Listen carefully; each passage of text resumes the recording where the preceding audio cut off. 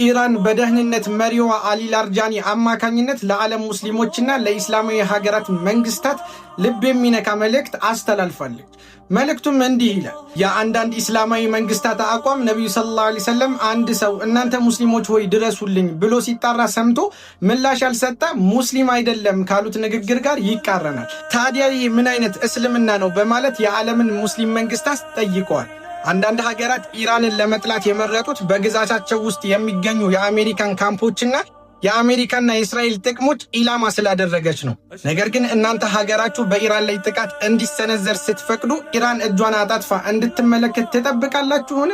ዛሬ ፍልሚያው በአንድ በኩል በአሜሪካና በእስራኤል፣ በሌላ በኩል ደግሞ በሙስሊሟ ኢራንና በትግል ኃይሎች መካከል ነው። እናንተ በየትኛው ወገን ትቆማላችሁ?